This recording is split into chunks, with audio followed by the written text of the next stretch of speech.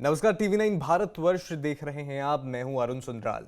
Supreme court ने Delhi NCR के वायु प्रदूषण मामले में बड़ी सुनवाई की है।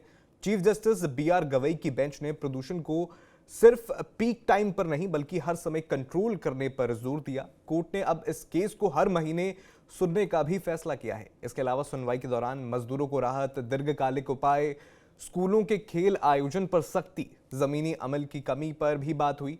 ज्यादा जानकारी के लिए चलते हैं हमारे सहयोगी पीयूष पांडे के पास। पीयूष, आप सुप्रीम कोर्ट परिसर में ही मौजूद हैं। आज प्रदूषण पर बहुत अहम सुनवाई हुई, क्या कुछ कोर्ट में हुआ आज?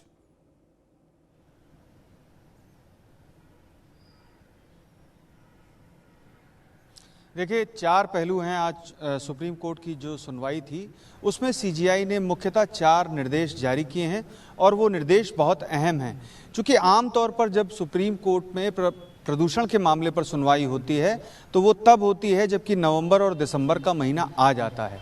और होता ये है कि बड़े पैमाने पर प्रदूषण होता है, तब लोग जागते हैं और मामला सुप्रीम कोर्ट पहुंचता है और तब सुप्रीम कोर्ट सुनवाई करके तत्काल कोई ना कोई निर्देश जारी करता है। लेकिन तब कहानी जस की तस रह जाती है और लोगों को इसका भुगतान भुगतना पड़ता है, यानी कि बूढ़े और बच्चे खास तौर पर प्रभावित होते हैं। चूँकि अगर शुद्ध हवा नहीं मिलेगी, शुद्ध हवा सांस लेने के लिए नहीं मिलेगी तो आखिर वो सांस कैसे लेंगे, और बच्चे और बूढ़े जल्दी बीमार हो जाते हैं। और यही वजह है कि पर्यावरण प्रदूषण को लेकर के तमाम याचिकाकर्ता सुप्रीम कोर्ट पहुंचे हुए हैं। जो एमसी मेहता मामला है उसमें ये मामला इंक्लूडेड है और आज सीजीआई ने इस मामले पर दीर्घकालिक योजना बनाने की बात केंद्र सरकार से की। इस दौरान केंद्र सरकार ने साफ तौर पर कहा कि 2018 में भी एक दीर्घकालिक योजना बनी थी, लेकिन उसे लागू करने का मसला है क्योंकि राज्य सरकारें भी इसमें इन्वॉल्व हैं। उत्तर प्रदेश, हरियाणा, पंजाब, राजस्थान, आप समझ सकते हैं कि खास तौर पर पंजाब में जो पराली जलाई जाती है उसको लेकर के पिछली सुनवाई में सीजीआई ने पंजाब और हरियाणा को सख्ती से CAQM के जो गाइडलाइंस हैं उनको लागू करने के लिए कहा था। इसके बाद आज सुनवाई हुई और सुप्रीम कोर्ट ने ये साफ कर दिया कि अब वो इस मामले पर हर माह सुनवाई करेगा।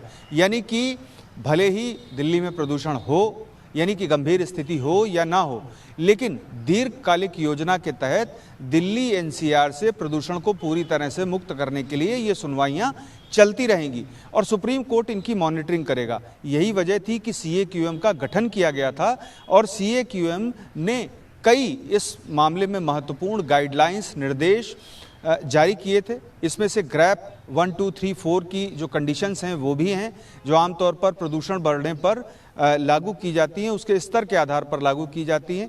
जैसे कम प्रदूषण होता है, यानी कि प्रदूषण की स्थिति अगर 50 से ऊपर, 100 से ऊपर जाती है तब ग्रैप 1 लागू किया जाता है और उसके बाद ग्रैप 2 का, फिर उसके बाद 3 और 4 बहुत ही सीवियर जब कंडीशंस होती हैं दिल्ली एनसीआर में तब ग्रैप 4 लागू किया जाता है। तो ये स्थितियाँ आज की नहीं हैं, पिछले करीब 10 साल से इस मामले पर लगातार सुनवाई चल रही है।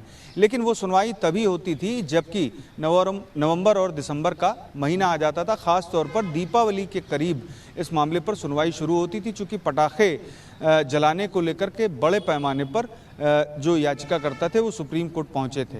हालांकि इस बार सुप्रीम कोर्ट ने इसमें छूट दी थी और उसका निर्धारित समय भी तय कर दिया था। आज एक और महत्वपूर्ण निर्देश सुप्रीम कोर्ट ने राज्य सरकारों को जारी किया। इसमें यह कहा गया कि जो राज्य सरकारें हैं वो जब ग्रैप 3 लागू होता है तो ऐसी स्थिति में जो कंस्ट्रक्शन का काम है पूरे दिल्ली एनसीआर में बंद हो जाता है। बंद हो जाने की वजह से जो मजदूर होते हैं वो हैंड टू माउथ हो जाते हैं, उनको खाने पीने तक की दिक्कतें होने लगती हैं। चूँकि काम ही नहीं है तो आखिर वो किस तरह से अपना गुजारा करेंगे। तो सुप्रीम कोर्ट ने निर्वहन के लिए, उनके गुजारे के लिए व्यवस्था की जाए और इसके भत्ते के लिए राज्य सरकारें निर्देश लें, यानी कि हायर अथॉरिटी से निर्देश लें और उसके बाद सुप्रीम कोर्ट को अगले दिन यानी कि कल तक सूचित कर दें।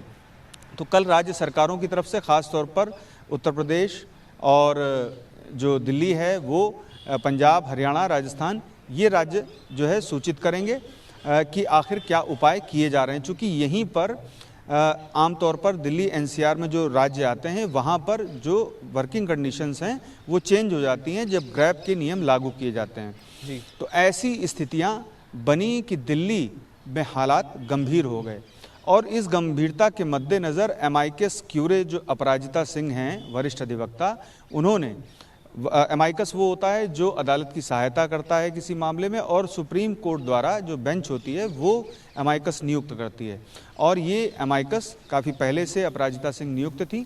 उन्होंने एक सजेशन सुप्रीम कोर्ट में रखा कि बच्चों के जो सालाना खेल होते हैं वो भी आमतौर पर नवंबर और दिसंबर के महीने में होते हैं।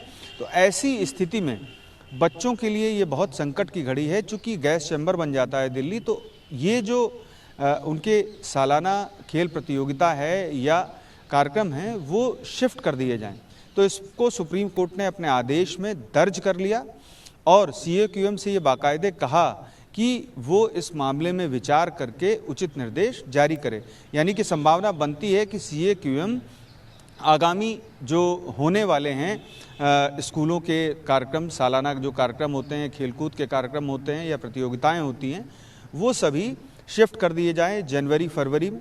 और इसके अलावा एक अहम बात सुप्रीम कोर्ट ने और कही, जो डीजल और पेट्रोल वाहनों की जो मियाद थी जो 10 से 15 साल की गई थी, उसको लेकर के CGI ने आज एक ऑब्जर्वेशन दिया।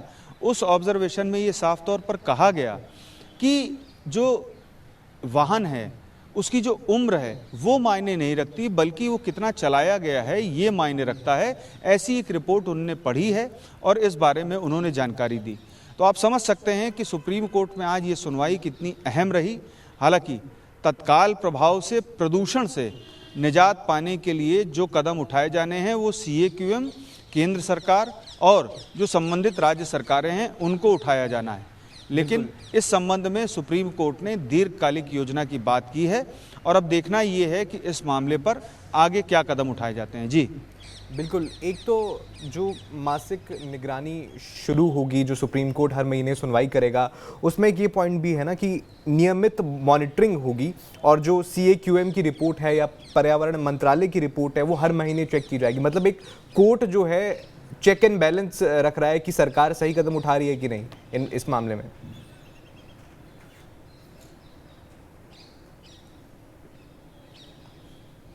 बिल्कुल, देखिए अभी तक मैंने इसीलिए कहा कि पहले जो सुनवाई होती थी वो दीपावली के करीब नवंबर और दिसंबर के आसपास होती थी और उनके होने की वजह सिर्फ इतनी होती थी कि दिल्ली NCR में जो धुएं का गुबार है वो पूरी चादर ढक लेती थी प्रदूषण से दिल्ली NCR को, और जब स्थितियां ज़्यादा ख़राब होने लगती थी तब लोग आनन फानन में सुप्रीम कोर्ट पहुंचते थे और उसके बाद सुप्रीम कोर्ट इस मामले में CAQM, केंद्र सरकार समेत अन्य जो प्राधिकार हैं उनसे जवाब तलब करता था, बातचीत होती थी और क्या कदम उठाए जा सकते हैं। यही सब अभी तक पिछले 10 साल की हेयरिंग में मैंने देखा और इस दौरान कई अहम कदम उठाए भी गए। जैसे CAQM का गठन किया गया, CAQM ने कई गाइडलाइंस बनाई और इन गाइडलाइंस को लागू करने के लिए उसने प्रक्रिया भी निर्धारित की, राज्यों से भी बात की, केंद्र सरकार से भी बात की। तो ऐसा नहीं कि कोई कदम नहीं उठाया गया, कदम उठाया गया, लेकिन इस प्रदूषण से निजात नहीं मिल रही है। यही वजह थी कि सुप्रीम कोर्ट ने आज ये तय किया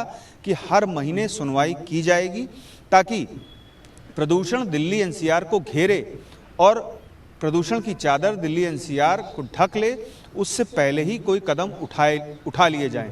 जैसे कि पराली जलाने के मसले को लेकर के जब पंजाब हरियाणा सरकार को सुप्रीम कोर्ट ने निर्देश दिया तब शायद प्राधिकार जो है वो एक्टिव हुए। जबकि एक बात और सामने आई थी पिछली सुनवाई में कि जो इसरो की सैटेलाइट है वो कब वॉच करेगी उस एरिया को जहां पे पराली जलाई जाती है, इसकी भी सूचना दे दी जाती है, लेकिन उसका भी हल निकाल लिया गया और केंद्र सरकार ने ये स्पष्ट किया कि वो जानकारी अब किसी से साझा नहीं की जाती है।